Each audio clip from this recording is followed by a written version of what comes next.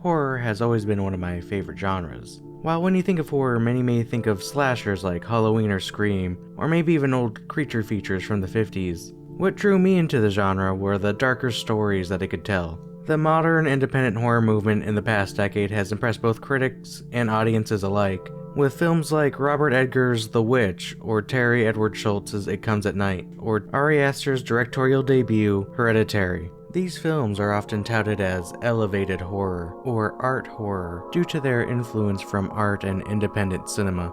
All three of the aforementioned films, released by A24 becoming one of the most well-known independent distributors, becoming a brand in and of itself. And while I enjoyed those aforementioned films, Hereditary has stuck with me long after I watched it in theaters back in 2017, and Ari Aster has become a director I follow very closely. Other than continuing to work in the genre of horror, I found a common thread that is in essentially all of his work, and that is the focus on family, particularly trauma stemming from one's own family. From the overly controlling mother in Beau is Afraid, to the sickening father-son relationship and the strange thing about the Johnsons, or the entire cast of Hereditary. Even Midsommar having a loss of family and a search for a community to replace it. Family is a unifying thread through all of Aster's work. One aspect of Aster's films that really draws me in is that he often disregards a lot of horror genre conventions, and instead makes more of a drama-focused film that swings hard towards horror towards the end or specific moments in the film. Hereditary, for example, centers around a family that experiences two tragic deaths back-to-back. The first being the grandmother of the family, someone that the family doesn't really speak too highly of.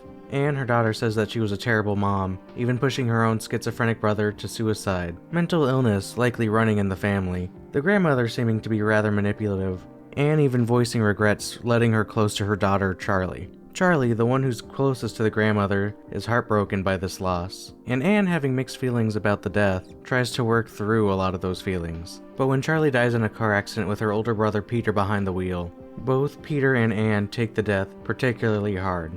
Peter spirals out and even breaks down while engaging in his typical stoner teen activities, which marijuana can often increase chances of someone developing or triggering schizophrenia, which schizophrenia runs in Peter's family. Anne tries to manage her feelings by throwing herself into her work as a diorama artist, and even makes a diorama of the scene of the accident. She often creates dioramas of unpleasant events in her life, like her mother's funeral, or the one time that her mom tried to breastfeed Charlie. I think it's a way for Anne to distance herself from these events and look at it as an observer overhead. The two's unresolved feelings culminating in the dinner scene, where these two, dealing with this incredible loss, lash out at each other, even dredging up problems in their relationship as mother and son from even before the accident. This pushes Anne to grasp for any sort of solace, leading her into the arms of her mother's cult.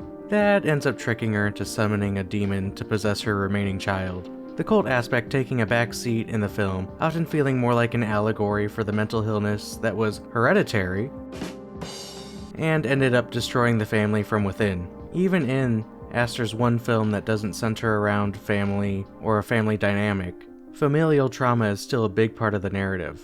Midsommar is often talked about as a folk horror or even a breakup film. While the relationship between Danny, the protagonist, and her boyfriend is an important part of the film, I think the tragic loss of her family and how Pele used that trauma to recruit her into the cult he was raised in is where the true horror of the film lies. At the start of the film, Danny's parents are killed by a murder-suicide committed by her sister, and this trauma informs a lot of Danny's choices throughout the film, like sticking with Christian even though he seems to be a bad boyfriend, and going with him on his midsummer trip, mostly because she just didn't want to be left alone.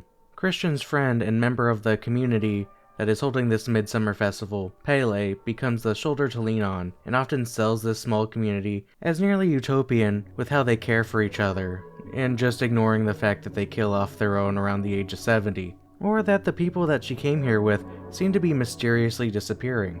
She eventually joins this cult and sends her boyfriend off to die, showing how trauma, especially the loss of one's family and support system, can make you susceptible to not just cults, but finding something harmful to replace that once healthy support system.